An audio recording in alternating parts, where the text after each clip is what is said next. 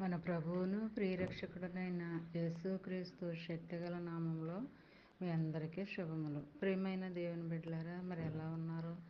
గతించిన దినమంతా కూడా ఆయన రెక్కల నీడలో మనందరినీ కాపాడి మరొక నూతనమైన దినములో వారంలో మనం ప్రవేశపెట్టిన విధానాన్ని బట్టి మరొకసారి ఆయనకి వందనాలు చెల్లించుకుంటున్నామండి. ఈ దినము దేవుడు మనకిస్తున్న వాగ్దానము ఇర్మీయా గ్రంథము 31వ అధ్యాయము 3వ వచనం. నేను శాశ్వతమైన ప్రేమతో నేను నిన్ను ప్రేమించున్నాను కనుక విడవక నీ ఎడల కృప చూపుచున్నాను. ప్రియమైన దేవుని బిడ్డలారా, మరి వాగ్దానంలో దేవుడు ఎప్పుడూ కూడా లేవగానే వాగ్దానాలు చదువుకుంటూ ఉండాలండి. మరి ఆ ధ్యానంతో ఉండాలి. అప్పుడే మరి దేవుని యొక్క ఆశీర్వాదాలను పొందుకోగలం. వాగ్దానం అనేది అది జీవంతో కూడిందండి.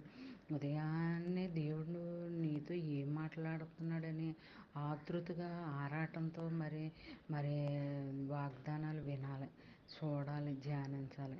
అప్పుడే నీకు మరి ఇక్కడ ఏమంటున్నాడంటే, శాశ్వతమైన ప్రేమతో ఎప్పుడూ నిత్యము ఉండే ఆ ప్రేమ నీకు చూపిస్తాను, నీ పట్ల నేను ఎప్పుడూ కూడా కృప చూపిస్తూనే ఉంటానని చెప్తున్నాడండి.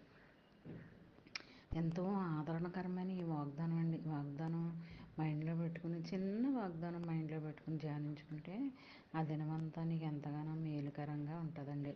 నీకే కదండి, నువ్వు చేసిన దానికి నీ బిడ్డలను కాపాడుతుంది, నీ కుటుంబ సభ్యులను కాపాడుతుంది.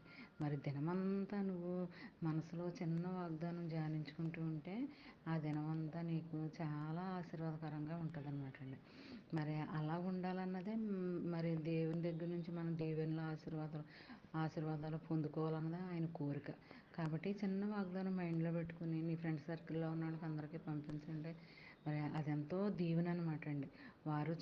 చదివిన వారు దీవించబడతారు, మీరు ఆశీర్వదింపబడతారు. అలాగా దినమంతా ఈ వాగ్దానం నీ జీవితంలో జరగాలని కోరుకుందామండి. మరి దేవుడు వాక్యాలు, బైబిల్ భాగాలు మరి నిత్యం అలా చదువుకుంటూ ఉంటే అది ఎంతో తృప్తినిస్తుంది, మనశ్శాంతినిస్తుంది, ఆరోగ్యాన్ని ఇస్తుంది అనమాట అండి. ఎప్పుడు కూడా మనం అలా చదువుకుంటూనే ఉండాలండి. మరి ఈ దినమంతా ఈ వాగ్దానం నీ జీవితంలో, నా జీవితంలో, మనందరి జీవితంలో జరగాలని కోరుకుంటూ, గాడ్ బ్లెస్ యూ.